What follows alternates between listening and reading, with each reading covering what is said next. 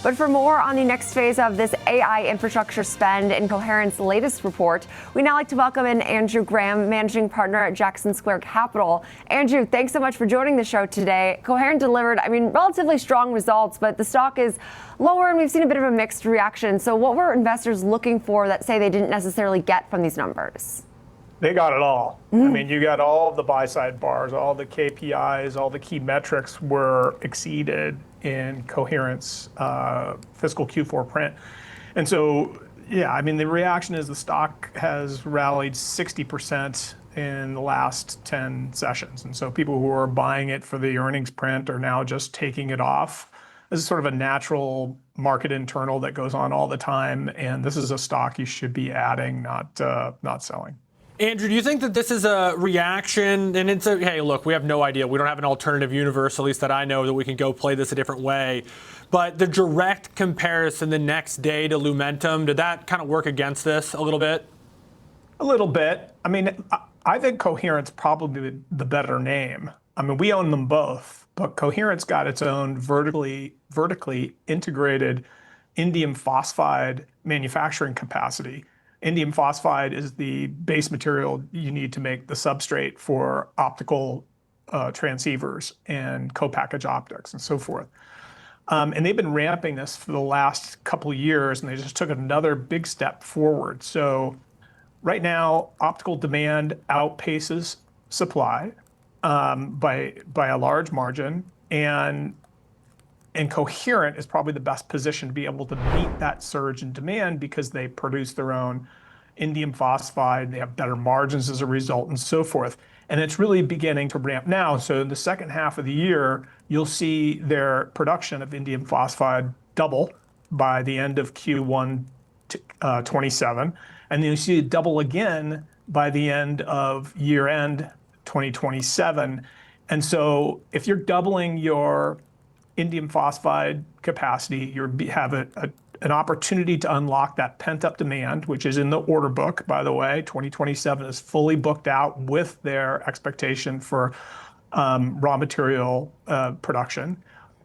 You're looking at revenues following that indium phosphide ramp. So if you're going to double your revenues between now and the end of Q1 of 27 and double it again at the end of 27, that's a compelling investment opportunity, I think, in anyone's mind. Okay, and so outside of that opportunity, where are you seeing some more opportunities, say, in optical networking over the next coming years? So we own Lumentum, we own Coherent. Within optical in particular, Corning doesn't really have the same margins that these other guys have. So while we own a small bit of it in our dividend yielding lower beta portfolios, it's not something that I expect to really jump off the map. Ciena is another name that we flirt with from time to time. But the entire networking and equipment space is just very attractive in our mind. And so you had Cisco report as well last night. And I think the fact that it's lower because their guidance on margins was a little bit lower than expected has everything to do with the fact that they're delivering more hardware and they have to deliver the hardware to meet the demand. And that's both at the data center level and at the campus switch market, which needs an upgrade desperately. And that's a big driver. So positive on a lot of names in networking equipment, but we put Coherent near the top of the list, Lumentum, right behind it. Andrew, I got a kind of, an investment manager question for you. You alluded to the fact that this stock moves, and it moves around dramatically. You make a pretty compelling case for the space in general, but in order to realize those things, you got to weather some of the volatility. So my question is, from sort of a capital management standpoint, how does someone like yourself, for your clients, for your family, for yourself, kind of weather that volatility and kind of remain convicted, if you are, through sort of the tough times as well as the good? You got to stay close to the story. You really have to follow these stocks closely. And so everything, a lot of sell side sales and trading desks will send you, we're on their customer list, are sending us, just little rumors and details and news headlines and things like that we may not, ordinarily be able to see on our own. That helps a great deal.